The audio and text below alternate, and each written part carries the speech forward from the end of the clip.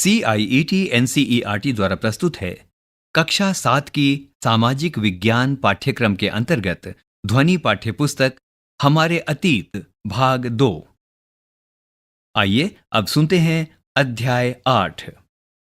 शीर्षक है ईश्वर की भक्ति। पृष्ठ संख्या 104।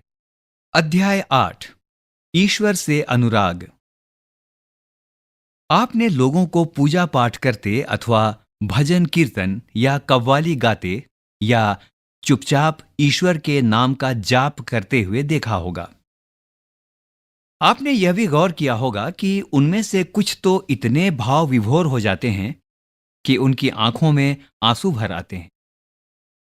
ईश्वर के प्रति ऐसा प्रेम भाव या गहरी भक्ति उन विभिन्न प्रकार के भक्ति तथा सूफी आंदोलनों की देन है जिसका 8वीं शताब्दी से उद्भव होने लगा। परमेश्वर का विचार।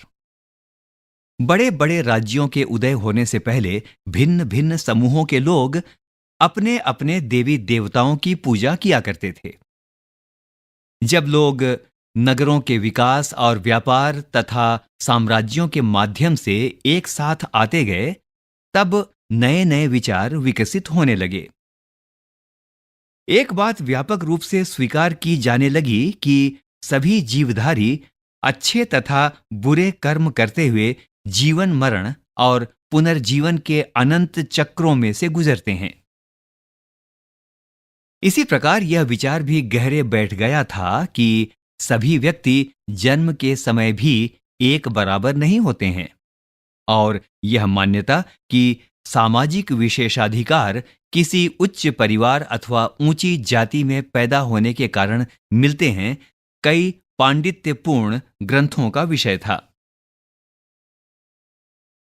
अनेक लोग ऐसे विचारों के कारण बेचैन थे, इसलिए वे बुद्ध तथा जैनों के उपदेश की ओर उन्मुख हुए, जिनके अनुसार व्यक्तिगत प्रयासों से सामाजिक अंतरों को दूर किया जा सकता है और पुनर्जन्म के चक्र से छुटकारा पाया जा सकता है। कुछ लोग परमेश्वर संबंधी इस विचार से आकर्षित हुए कि यदि मनुष्य भक्ति भाव से परमेश्वर की शरण में जाए तो परमेश्वर व्यक्ति को इस बंधन से मुक्त कर सकता है। श्रीमद् भगवत गीता में व्यक्त यह विचार सामान्य सन यानी ईसवी सन की प्रारंभिक शताब्दियों में लोकप्रिय हो गया था। पृष्ठ संख्या 105। इस पाठ पर आगे चलने से पहले इसी पृष्ठ पर दाहिनी ओर एक चित्र दिया गया है और इस चित्र का विवरण इस प्रकार से है। यह चित्र संख्या 1 है और इसका वर्णन सुनते हैं। भगवत गीता की किसी दक्षिण भारतीय पांडुलिपि से लिया गया एक पृष्ठ। तो दोस्तों, ये भगवत गीता की किसी दक्षिण भारतीय पांडुलिपि से लिए गए एक पृष्ठ का चित्र है और इसी के साथ साथ नीचे एक बॉक्स, और ये बॉक्स आरंभ होता है प्रश्न के साथ। और आइए सुनते हैं आज का प्रश्न। आज भी आप स्थानीय मिथक तथा किस्से कहानियों की इस प्रक्रिया को व्यापक स्वीकृति पाते हुए देख सकते हैं। क्या आप अपने आसपास कुछ ऐसे उदाहरण ढूंढ सकते हैं? और अब सुनते हैं पाठ। विशद धार्मिक अनुष्ठानों के माध्यम से शिव, विष्णु तथा दुर्गा को परम देवी देवताओं के रूप में पूजा जाने लगा। साथ साथ भिन्न भिन्न क्षेत्रों में पूजे जाने वाले देवों एवं देवियों को शिव, विष्णु या दुर्गा का रूप माना जाने लगा। इसी प्रक्रिया में स्थानीय मिथक तथा किस्से कहानियां पौराणिक कथाओं के अंग बन गए। पुराणों में पूजा की जिन पद्धतियों की अनुशंसा की गई थी, उन्हें स्थानीय पंथों में भी अपनाया जाने लगा। आगे चलकर पुराणों में भी इस बात का उल्लेख किया गया है कि भक्त भले ही किसी भी जाति पाति का हो, वह सच्ची भक्ति से ईश्वर की कृपा प्राप्त कर सकता है। भक्ति की विचारधारा इतनी अधिक लोकप्रिय हो गई कि बौद्धों और जैन मतावलंबियों ने भी इन विश्वासों को अपना लिया। दक्षिण भारत में भक्ति का एक नया प्रकार, नयनार और अलवार। 7वीं से 9वीं शताब्दियों के बीच कुछ नए धार्मिक आंदोलनों का प्रादुर्भाव हुआ। इन आंदोलनों का नेतृत्व नयनारों यानी शैव संतों और अलवारों यानी वैष्णव संतों ने किया। ये संत सभी जातियों के थे, जिनमें पुलैया और पनार जैसी अस्पृश्य समझी जाने वाली जातियों के लोग भी शामिल थे। वे बौद्धों और जैनों के कटु आलोचक थे और शिव तथा विष्णु के प्रति सच्चे प्रेम को मुक्ति का मार्ग बताते थे। उन्होंने संगम साहित्य, जो तमिल साहित्य का प्राचीनतम उदाहरण है और सामान्य सन यानी ईसवी सन की प्रारंभिक शताब्दियों में रचा गया था, में समाहित प्यार और शूरवीरता के आदर्शों को अपनाकर भक्ति के मूल्यों में उनका समावेश किया था। नयनार और अलवार घुमक्कड़ साधु संत थे। वे जिस किसी स्थान या गांव में जाते, वहां के स्थानीय देवी देवताओं की प्रशंसा में सुंदर कविताएं रचकर उन्हें संगीतबद्ध कर दिया करते थे। पृष्ठ संख्या 106। इस पृष्ठ पर सबसे ऊपर है एक बॉक्स और इस बॉक्स का शीर्षक है नयनार और अलवार। आइए सुनते हैं नयनार और अलवार के बारे में। कुल मिलाकर 63 नयनार ऐसे थे जो कुम्हार, अस्पृश्य कामगार, किसान, शिकारी, सैनिक, ब्राह्मण और मुखिया जैसी अनेक जातियों में पैदा हुए थे। उनमें सर्वाधिक प्रसिद्ध थे अप्पार, संबदर, सुरंदार और माणिक्यवसागार। उनके गीतों के 2 संकलन हैं, तेवरम और तिरुवाचकम। अलवार संत संख्या में 12 थे। वे भी भिन्न भिन्न प्रकार की पृष्ठभूमि से आए थे। उनमें से सर्वाधिक प्रसिद्ध थे पेरिये अलवार, उनकी पुत्री अंडाल, तोंडर डिपोड्डी अलवार और नम्मा अलवार। उनके गीत दिव्य प्रबंधम में संकलित हैं। आइए इस समय कुछ शब्दों को समझें। धार्मिक जीवनी, जिसका अर्थ है संत जीवनी लेखन, यानी संतों की जीवनियों को लिखना। पाठ में चलने से पहले साथियों, यहां नजर डालते हैं चित्र संख्या 2 पर, और ये माणिक्यवसागार की एक कांस्य प्रतिमा है। अब आइए सुनते हैं पाठ। 10वीं से 12वीं सदियों के बीच चोल और पांड्यन राजाओं ने उन अनेक धार्मिक स्थलों पर विशाल मंदिर बनवा दिए जहां की संत कवियों ने यात्रा की थी। इस प्रकार भक्ति परंपरा और मंदिर पूजा के बीच गहरे संबंध स्थापित हो गए। यही वह समय था जब उनकी कविताओं का संकलन तैयार किया गया था। इसके अलावा अलवारों तथा नयनार संतों की धार्मिक जीवनियां भी रची गईं। आज हम भक्ति परंपरा के इतिहास लेखन में इन जीवनियों का स्रोत के रूप में उपयोग करते हैं। इसी पृष्ठ पर यानी पृष्ठ संख्या 106 पर एक बॉक्स सबसे नीचे, और इसका शीर्षक है भक्त और भगवान, और यह है माणिक्यवसागार की एक रचना। इसमें इस प्रकार से लिखा हुआ है, मेरे हाड़ मांस के इस घृणित पुतले में तुम आए जैसे यह कोई सोने का मंदिर हो। मेरे कृपालु प्रभु, मेरे विशुद्धतम रत्न, तुमने मुझे सांत्वना देकर बचा लिया। तुमने मेरा दुख, मेरा जन्म मृत्यु का कष्ट और माया मोह हर लिया और मुझे मुक्त कर दिया। हे ब्रह्मानंद, हे प्रकाशमय, मैंने तुम में शरण ली है और मैं तुमसे कभी दूर नहीं हो सकता। साथियों, इसी बॉक्स में नीचे इस कविता के बारे में प्रश्न है, और प्रश्न है कि बताइए कवि ने भगवान के साथ अपने संबंध का इस कविता में कैसा वर्णन किया है। पृष्ठ संख्या 107। दर्शन और भक्ति। भारत के सर्वाधिक प्रभावशाली दार्शनिकों में से एक शंकर का जन्म 8वीं शताब्दी में केरल प्रदेश में हुआ था। वे अद्वैतवाद के समर्थक थे, जिसके अनुसार जीवात्मा और परमात्मा, जो परम सत्य है, दोनों एक ही हैं। उन्होंने यह शिक्षा दी कि ब्रह्मा, जो एकमात्र या परम सत्य है, वह निर्गुण और निराकार है। शंकर ने हमारे चारों ओर के संसार को मिथ्या या माया माना और संसार का परित्याग करने अर्थात संन्यास लेने और ब्रह्मा की सही प्रकृति को समझने और मोक्ष प्राप्त करने के लिए ज्ञान के मार्ग को अपनाने का उपदेश दिया। रामानुज 11वीं शताब्दी में तमिलनाडु में पैदा हुए थे। वे विष्णु भक्त अलवार संतों से बहुत प्रभावित थे। उनके अनुसार मोक्ष प्राप्त करने का उपाय विष्णु के प्रति अनन्य भक्ति भाव रखना है।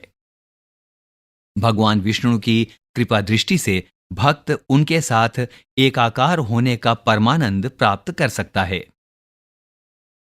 रामानुज ने विशिष्टता द्वैत के सिद्धांत को प्रतिपादित किया, जिसके अनुसार आत्मा परमात्मा से जुड़ने के बाद भी अपनी अलग सत्ता बनाए रखती है। रामानुज के सिद्धांत ने भक्ति की नई धारा को बहुत प्रेरित किया, जो परवर्ती काल में उत्तर भारत में विकसित हुई। पाठ में चलने से पहले एक बॉक्स प्रश्न चिन्ह के साथ, और ये प्रश्न आपके लिए। आइए सुनते हैं प्रश्न। शंकर या रामानुज के विचारों के बारे में कुछ और पता लगाने का प्रयत्न करें। अब आइए सुनते हैं पाठ। बसवन्ना का वीर शैववाद।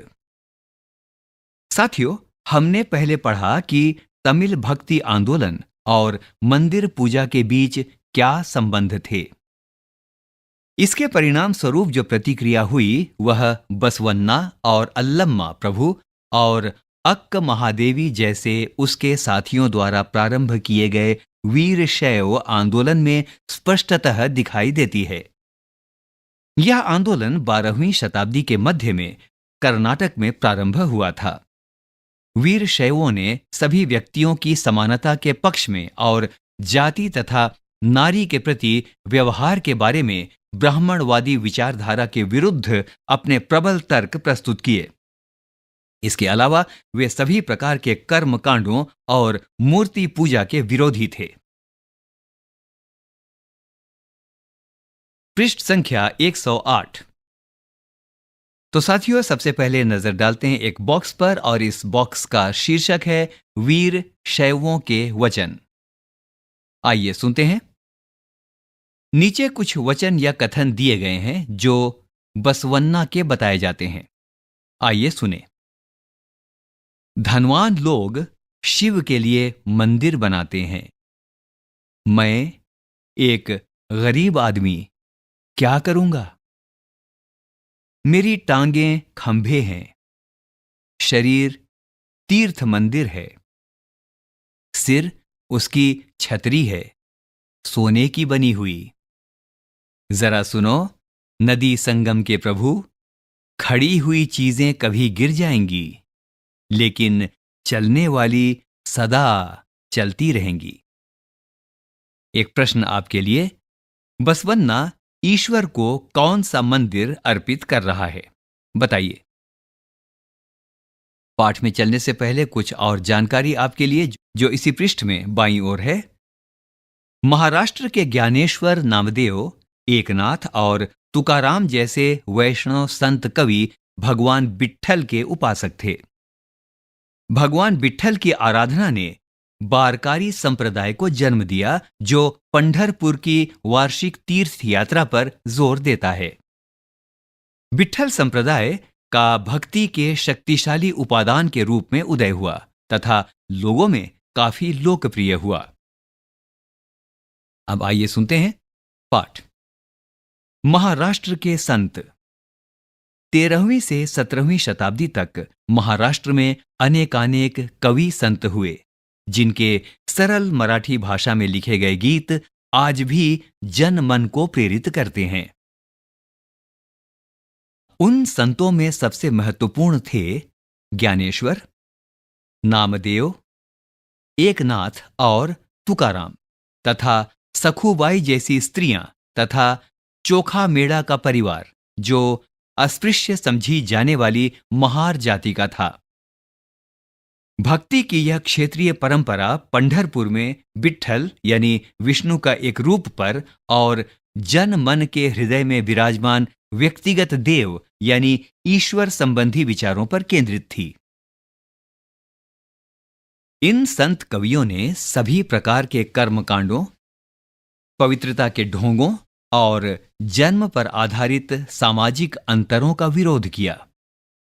यहां तक कि उन्होंने सन्यास के विचार को भी ठुकरा दिया और किसी भी अन्य व्यक्ति की तरह रोजी रोटी कमाते हुए परिवार के साथ रहने और विनम्रतापूर्वक जरूरतमंद साथियों की सेवा करते हुए जीवन बिताने को अधिक पसंद किया।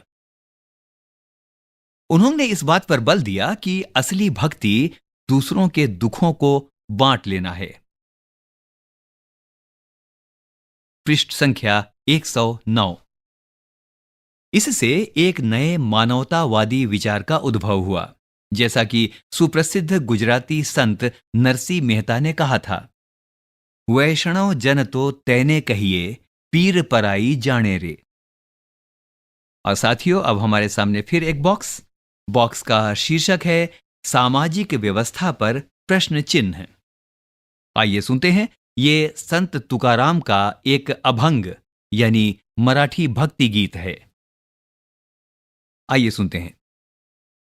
जो दीन दुखियों पीड़ितों को अपना समझता है वही संत है, क्योंकि ईश्वर उसके साथ है। वह हर एक परित्यक्त व्यक्ति को अपने दिल से लगाए रखता है। वह एक दास के साथ भी अपने पुत्र जैसा व्यवहार करता है।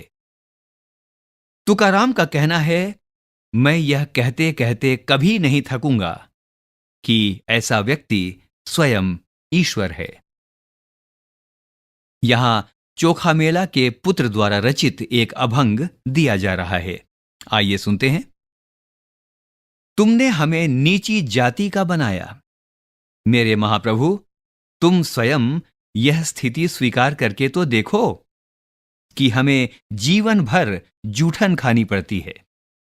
इसके लिए मेरे प्रभु तुम्हें शर्म आनी चाहिए। तुम तो हमारे घर में खा चुके हो, तुम इससे कैसे इनकार कर सकते हो। चोखा का बेटा कर्मा मेला पूछता है, बताओ प्रभु तुमने मुझे जिंदगी क्यों दी। इस कविता के बाद आपके लिए कुछ करने को। इन रचनाओं में अभिव्यक्त सामाजिक व्यवस्था के विचारों के बारे में चर्चा करें। पृष्ठ संख्या 110। साथियों, पाठ में चलने से पहले इस पृष्ठ पर सबसे पहले एक चित्र, और यह है चित्र संख्या 3। और इस चित्र में आग के आसपास तपस्वियों के समूह को दिखाया गया है। आइए सुनते हैं पाठ। नाथपंथी, सिद्ध और योगी। साथियों, इस काल में अनेक ऐसे धार्मिक समूह उभरे जिन्होंने साधारण तर्क वितर्क का सहारा लेकर रूढ़िवादी धर्म के कर्मकांडों और अन्य बनावटी पहलुओं तथा समाज व्यवस्था की आलोचना की। उनमें नाथपंथी, सिद्धाचार और योगी जन उल्लेखनीय हैं। उन्होंने संसार का परित्याग करने का समर्थन किया। उनके विचार से निराकार परम सत्य का चिंतन मनन और उसके साथ एक हो जाने की अनुभूति ही मोक्ष का मार्ग है। इसके लिए उन्होंने योगासन, प्राणायाम और चिंतन मनन जैसी क्रियाओं के माध्यम से मन एवं शरीर को कठोर प्रशिक्षण देने की आवश्यकता पर बल दिया। ये समूह खास तौर पर नीची कही जाने वाली जातियों में बहुत लोकप्रिय हुए। उनके द्वारा की गई रूढ़िवादी धर्म की आलोचना ने भक्ति मार्गीय धर्म के लिए आधार तैयार किया, जो आगे चलकर उत्तरी भारत में लोकप्रिय शक्ति बना। अब आइए सुनते हैं इस्लाम और सूफी मत। संतों और सूफियों में बहुत अधिक समानता थी, यहां तक कि यह भी माना जाता है कि उन्होंने आपस में कई विचारों का आदान प्रदान किया और उन्हें अपनाया। सूफी मुसलमान रहस्यवादी थे।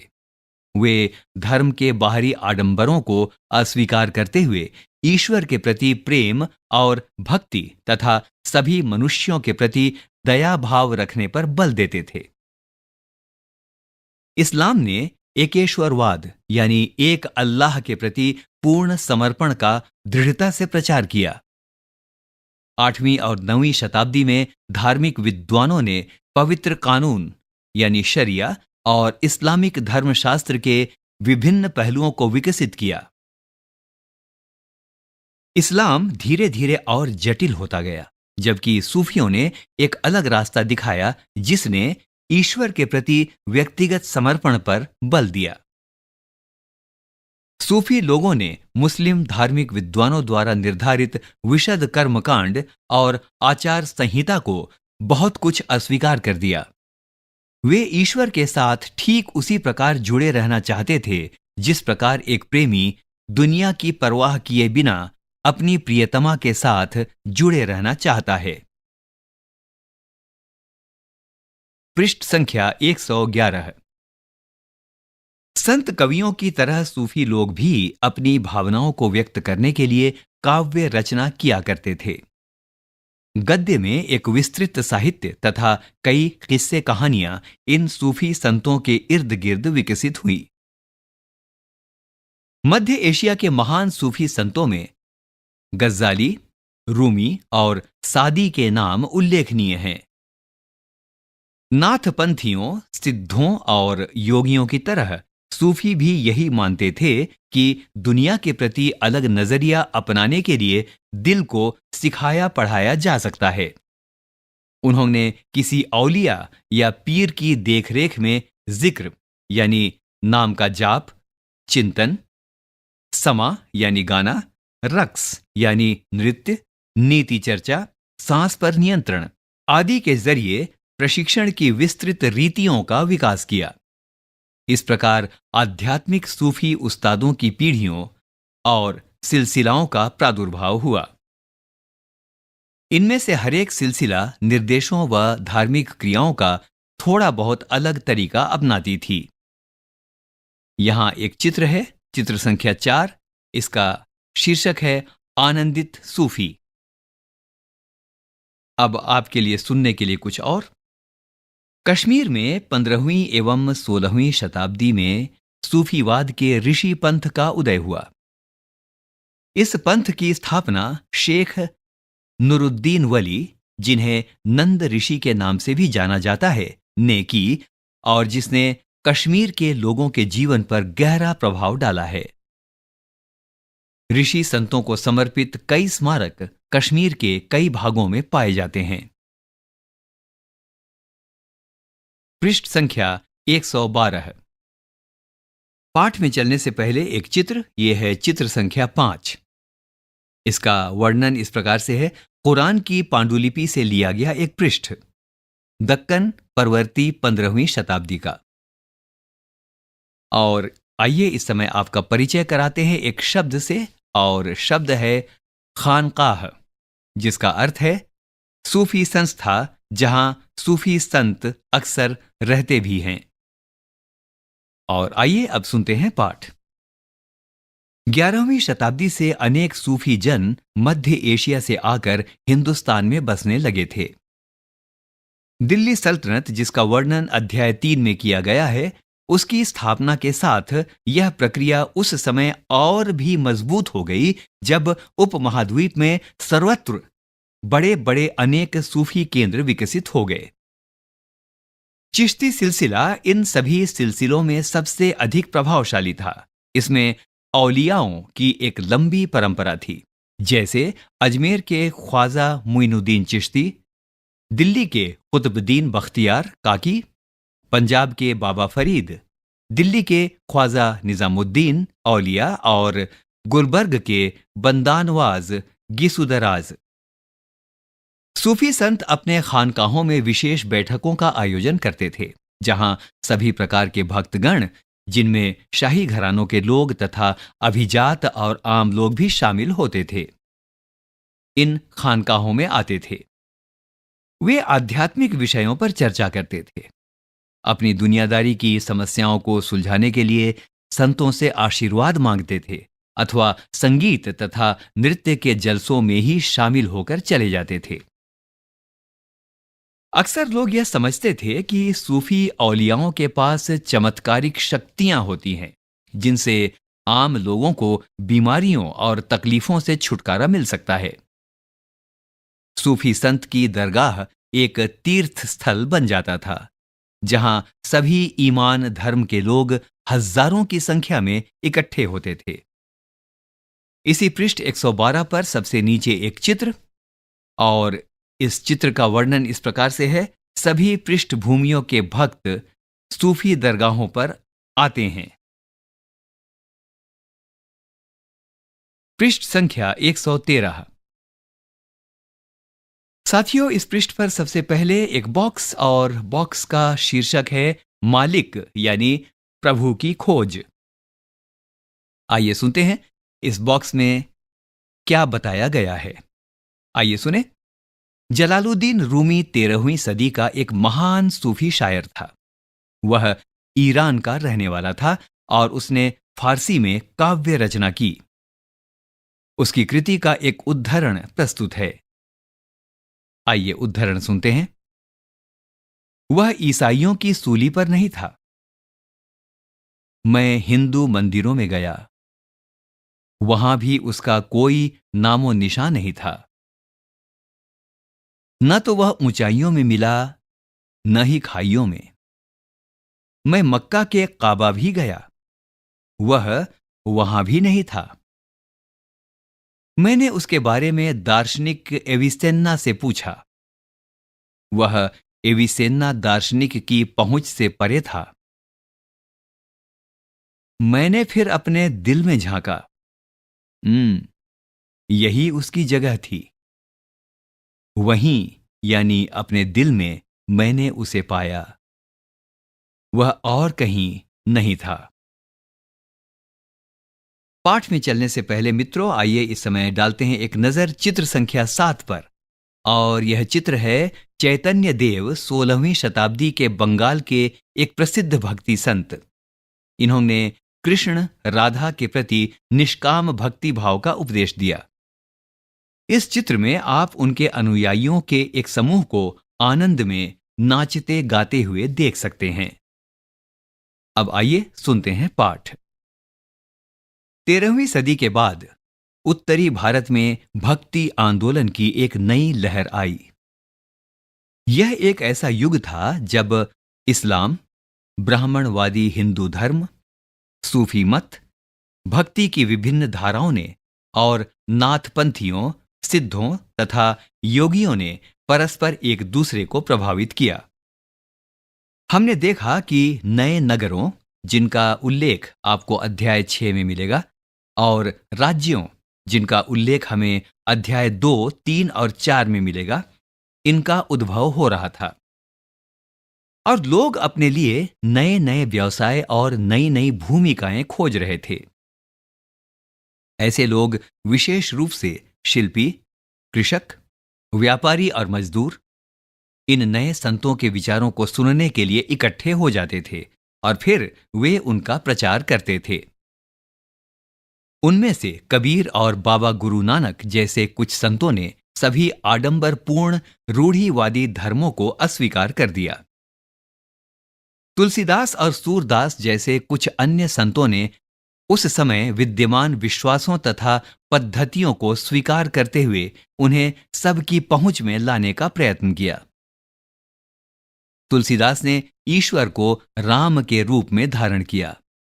अवधी, जो पूर्वी उत्तर प्रदेश की बोली है, उसमें लिखी गई तुलसीदास की रचना रामचरितमानस उनके भक्ति भाव की अभिव्यक्ति और साहित्यिक कृति दोनों ही दृष्टियों से महत्वपूर्ण है। पृष्ठ संख्या 114। पृष्ठ संख्या 114 में सबसे पहले नजर डालते हैं एक मानचित्र पर, और यह है मानचित्र 1। इसमें दिखाया गया है मुख्य भक्ति संत तथा उनसे जुड़े क्षेत्र, हम इस मानचित्र में देख सकते हैं। और पाठ में चलने से पहले इस समय कुछ और जानकारियां आपके लिए। शंकर देव की भक्ति का सार, एक शरण नाम धर्म, एक सर्वोच्च सत्ता के प्रति समर्पण के नाम से जाना गया। शंकर देव की शिक्षाएं भगवत गीता तथा भागवत पुराण पर आधारित हैं। इन्होंने ज्ञान के प्रसार के लिए सत्र या मठों की स्थापना को प्रोत्साहित किया। उनकी प्रमुख रचना में कीर्तन घोष शामिल है। आइए अब सुनते हैं पाठ। सूरदास श्री कृष्ण के अनन्य भक्त थे। उनकी रचनाएं सूर सागर, सूर सारावली और साहित्य लहरी में संग्रहित हैं एवं उनके भक्ति भाव को अभिव्यक्त करती हैं। असम के शंकरदेव, परवर्ती 15वीं शताब्दी, जो इन्हीं के समकालीन थे, ने विष्णु की भक्ति पर बल दिया और असमिया भाषा में कविताएं तथा नाटक लिखे। उन्होंने ही नामधर यानी कविता पाठ और प्रार्थना गृह स्थापित करने की पद्धति चलाई, जो आज तक चल रही है। इस परंपरा में दादू दयाल, रविदास और मीराबाई जैसे संत भी शामिल थे। मीराबाई एक राजपूत राजकुमारी थीं, जिनका विवाह 16वीं शताब्दी में मेवाड़ के एक राजसी घराने में हुआ था। मीराबाई रविदास, जो अस्पृश्य जाति के माने जाते थे, की अनुयायी बन गईं। वे कृष्ण के प्रति समर्पित थीं और उन्होंने अपने गहरे भक्ति भाव को कई भजनों में अभिव्यक्त किया है। पृष्ठ संख्या 115। उनके गीतों ने उच्च जातियों के रीतियों नियमों को खुली चुनौती दी तथा ये गीत राजस्थान व गुजरात के जनसाधारण में बहुत लोकप्रिय हुए। इन संतों में से अधिकांश का विशिष्ट अभिलक्षण यह है कि इनकी कृतियां क्षेत्रीय भाषाओं में रची गईं और इन्हें आसानी से गाया जा सकता था। इसलिए ये बेहद लोकप्रिय हुई और पीढ़ी दर पीढ़ी मौखिक रूप से चलती रहीं। प्रायः इन गीतों के प्रसारण में सर्वाधिक निर्धन, सर्वाधिक वंचित समुदाय और महिलाओं की भूमिका रही है। प्रसारण की इस प्रक्रिया में ये सभी लोग अक्सर अपने अनुभव भी जोड़ देते थे। इस तरह आज मिलने वाले गीत संतों की रचनाएं तो है ही, साथ ही साथ उन पीढ़ियों के लोगों की रचनाएं मानी जा सकती हैं जो उन्हें गाया करते थे। वे हमारी जीती जागती जन संस्कृति का अंग बन गई हैं। अगले पृष्ठ पर चलने से पहले आपके लिए एक जानकारी और उसके बाद एक बॉक्स। आइए जानकारी लेते हैं। भक्ति संतों का एक महत्वपूर्ण योगदान संगीत के विकास में था। बंगाल के जयदेव ने संस्कृत में गीत गोविंद की रचना की, जिसमें हर गीत एक विशेष राग और ताल में रचित है। संगीत पर इन संतों का एक महत्वपूर्ण प्रभाव भजन, कीर्तन और अभंग का प्रयोग था। इन गीतों ने जो मनोभावनात्मक अनुभवों पर बल देते हैं, जनमानस को ज्यादा आकर्षित किया। इसी पृष्ठ पर एक बॉक्स, और बॉक्स का शीर्षक है राणा के राजमहल से परे, मीरा द्वारा रचा गया गीत। लोक लाज कुलराम मरजादा, जगमा जेकणा राख्यारी, महल अटारी हम सब त्यागे, त्याग्योत्थारो वसनो सहर, राणा जी थे क्याणे राखो महासु बैर, बिखलो प्यालो राणा भेज्या, पीवा मीरा हासारी, बार न बांको भयो गरल, अमृत ज्यों पियो, राणा थे क्याणे राखो महासु बैर। और नीचे आपके लिए एक प्रश्न। आपके विचार से मीरा ने राणा का राजमहल क्यों छोड़ा? पृष्ठ संख्या 116। कबीर, नजदीक से एक नजर। कबीर संभवतः 15वीं-16वीं सदी में हुए थे। वे एक अत्यधिक प्रभावशाली संत थे। उनका पालन पोषण बनारस में या उसके आसपास के एक मुसलमान जुलाहा यानी बुनकर परिवार में हुआ था। उनके जीवन के बारे में हमारे पास बहुत कम विश्वसनीय जानकारी है। हमें उनके विचारों की जानकारी उनकी साखियों और पदों के विशाल संग्रह से मिलती है, जिनके बारे में यह कहा जाता है कि इनकी रचना तो कबीर ने की थी, परंतु ये घुमंतू भजन गायकों द्वारा गाए जाते थे। इनमें से कुछ भजन गुरु ग्रंथ साहब, पंचवाणी और बीजक में संग्रहित एवं सुरक्षित हैं। एक बॉक्स का शीर्षक है सच्चे प्रभु की खोज में। यह कबीर की रचना है। आइए सुनते हैं। अलह राम जीऊं तेरे नाई, बंदे उपरी मिहर करो मेरे साईं। क्या ले माटी भूईसू, मारे क्या जल देह न्यावे। जो करें मस्कीन सतावे, गून ही रहे छिपाएं। ब्राह्मण ब्यारसी करें 2400, काजी महरम जान। 11 मास जुदे क्यों किए, एक ही माही समान। पूरबी दिशा हरि का बासा, पश्चिम अलह मुकामा। दिल ही खोजी दिले भीतरी, इहां राम रही माना। और यही एक चित्र भी हम देख सकते हैं, चित्र संख्या 9, और इसमें करघे पर काम करते हुए कबीर जी का चित्र दिखाया गया है। एक प्रश्न। इन दोहों में किए गए विचार किस रूप में बसवन्ना और जलालुद्दीन रूमी के विचारों से समानता या भिन्नता रखते हैं? पृष्ठ संख्या 117। कबीर के उपदेश प्रमुख धार्मिक परंपराओं की पूर्ण एवं प्रचंड अस्वीकृति पर आधारित थे।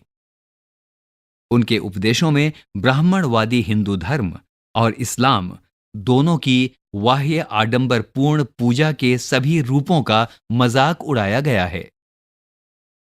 उनके काव्य की भाषा बोलचाल की हिंदी थी, जो आम आदमियों द्वारा आसानी से समझी जा सकती थी।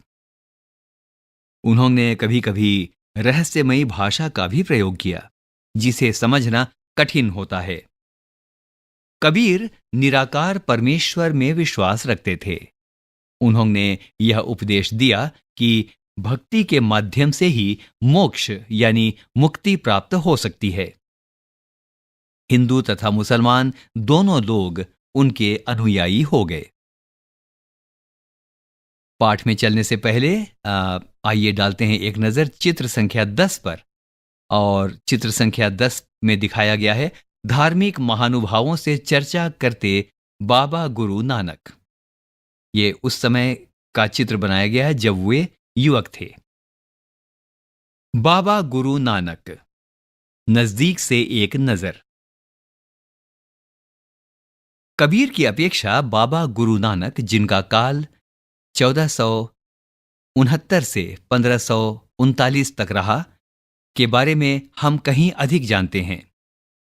तलवंडी, जो अब पाकिस्तान के ननकाना साहब में है, में जन्म लेने वाले बाबा गुरु नानक ने करतारपुर यानी रावी नदी के तट पर डेरा बाबा नानक में एक केंद्र स्थापित करने से पहले कई यात्राएं की। उन्होंने अपने अनुयायियों के लिए करतारपुर में एक नियमित उपासना पद्धति अपनाई, जिसके अंतर्गत उन्हीं के शब्दों यानी भजनों को गाया जाता था। उनके अनुयायी अपने अपने पहले धर्म या जाति अथवा लिंग भेद को नजरअंदाज करके एक सांझी रसोई में इकट्ठे खाते पीते थे। इसे लंगर कहा जाता था। बाबा गुरु नानक ने उपासना और धार्मिक कार्यों के लिए जो जगह नियुक्त की थी, उसे धर्मसाल कहा गया, आज इसे गुरुद्वारा कहते हैं।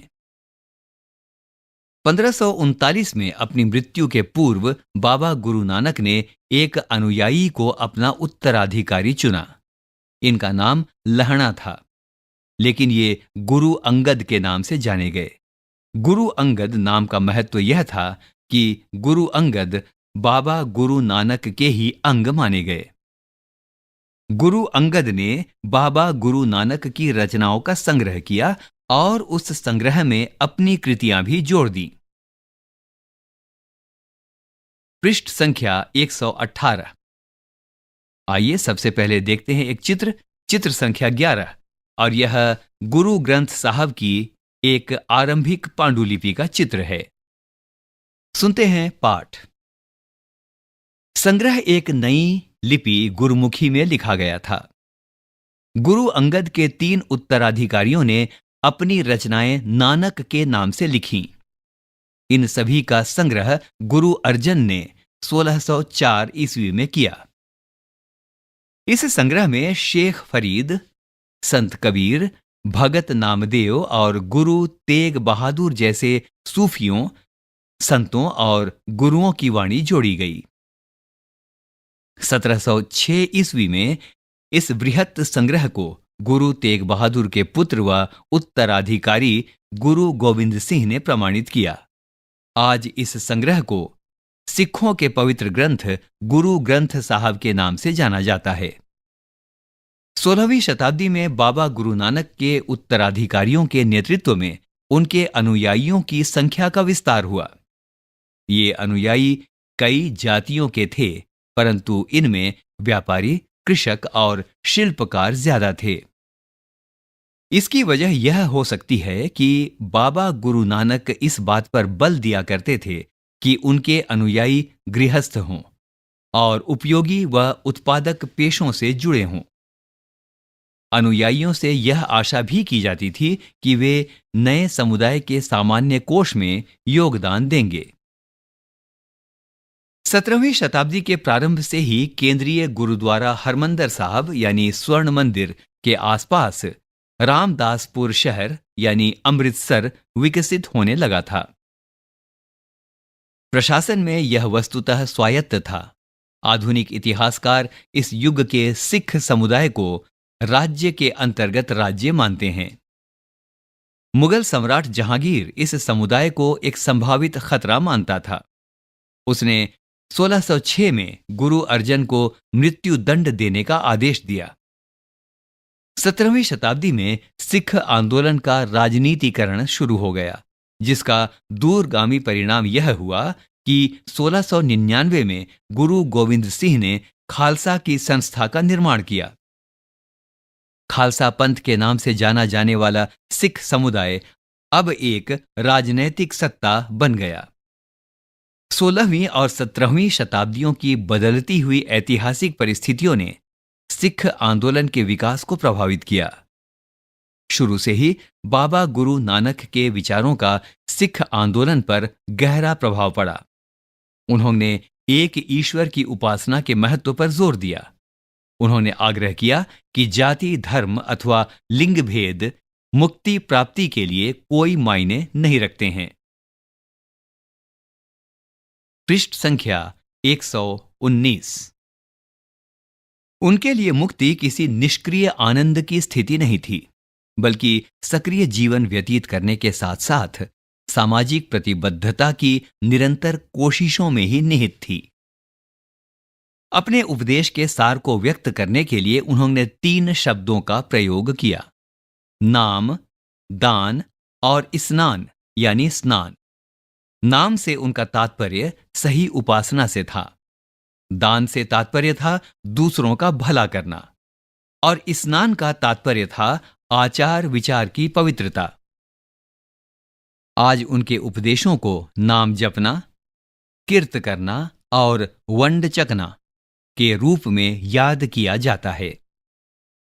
ये अवधारणाएं भी उचित विश्वास और उपासना, ईमानदारी पूर्ण निर्वाह और संसाधनों को मिल बांटकर प्रयोग करना यानी कि दूसरों की मदद के महत्व को रेखांकित करती हैं। इस तरह बाबा गुरु नानक के समानता के विचारों के सामाजिक राजनीतिक मायने थे। शायद इसी बात से हमें बाबा गुरु नानक और उनके अनुयायियों के इतिहास और कबीर, रविदास एवं दादू जैसे संतों और उनके अनुयायियों, जिनके विचार बाबा गुरु नानक के विचारों के काफी करीब थे, के इतिहास में फर्क को समझने में मदद मिलती है। इस पृष्ठ 119 के अंत में एक बॉक्स और बॉक्स का शीर्षक है मार्टिन लूथर और धर्म सुधार आंदोलन। 16वीं सदी का समय यूरोप में भी एक धार्मिक अंतःक्षोभ यानी उथल पुथल का काल था। तब ईसाई धर्म में अनेक परिवर्तन हुए, जिन्हें लाने वाले महत्वपूर्ण नेताओं में से एक थे मार्टिन लूथर, जिनका जीवन काल 1483 से 1546 तक का रहा। लूथर ने यह महसूस किया कि रोमन कैथोलिक चर्च के अनेक आचार व्यवहार बाइबल की शिक्षाओं के विरुद्ध जाते हैं। लूथर ने लैटिन भाषा की बजाय आम लोगों की भाषा के प्रयोग को प्रोत्साहन दिया और बाइबल का जर्मन भाषा में अनुवाद किया। वे दंड मोचन की उस प्रथा के घनघोर विरोधी थे, जिसके अंतर्गत पाप कर्मों को क्षमा कराने के लिए चर्च को दान दिया जाता था। छापे खाने के बढ़ते हुए प्रयोग से उनकी रचनाओं का व्यापक रूप से प्रचार प्रसार हुआ। अनेक प्रोटेस्टेंट ईसाई संप्रदाय अपना उद्भव लूथर की शिक्षाओं में ही खोजते हैं। इसी बॉक्स पर एक चित्र है और यह चित्र है मार्टिन लूथर द्वारा जर्मन भाषा में अनुवादित बाइबल का शीर्षक पृष्ठ। पृष्ठ संख्या 120। कल्पना करें, आप एक बैठक में भाग ले रहे हैं जहां एक संत जाति व्यवस्था पर चर्चा कर रहे हैं। इस बातचीत का वर्णन करें। फिर से याद करें। 1. यहां 2 स्तंभ दिए गए हैं और इन दोनों स्तंभों के बीच में आपको मेल बिठाना है। तो सबसे पहले आपके लिए प्रस्तुत है पहला स्तंभ। इसमें शब्द हैं बुद्ध, शंकरदेव, निजामुद्दीन औलिया, नयनार और अलवार। स्तंभ 2, नामधर, विष्णु की पूजा, सामाजिक अंतरों पर सवाल उठाए, सूफी संत, शिव की पूजा। 2. रिक्त स्थान की पूर्ति करें। क. शंकर रिक्त स्थान के समर्थक थे। ख. रामानुज रिक्त स्थान के द्वारा प्रभावित हुए थे। ग. रिक्त स्थान और रिक्त स्थान वीरशैव मत के समर्थक थे। घ. रिक्त स्थान महाराष्ट्र में भक्ति परंपरा का एक महत्वपूर्ण केंद्र था। 3. नाथपंथियों, सिद्धों और योगियों के विश्वासों और आचार व्यवहारों का वर्णन करें। 4. कबीर द्वारा अभिव्यक्त प्रमुख विचार क्या क्या थे? उन्होंने इन विचारों को कैसे अभिव्यक्त किया? इसी पृष्ठ संख्या 120 में कुछ बीज शब्द दिए हुए हैं। बीज शब्दों का अर्थ है इन शब्दों का प्रयोग इस अध्याय में हुआ है। आइए इस समय इन बीज शब्दों को सुनते हैं। बीज शब्द यानी कीवर्ड। आइए सुने। वीरशैव मत, भक्ति, सूफी, खानकाह। पृष्ठ संख्या 121। आइए समझें। 5. सूफियों के प्रमुख आचार व्यवहार क्या थे? 6. आपके विचार से बहुत से गुरुओं ने उस समय प्रचलित धार्मिक विश्वासों तथा प्रथाओं को अस्वीकार क्यों किया? 7. बाबा गुरु नानक की मुख्य शिक्षाएं क्या थीं?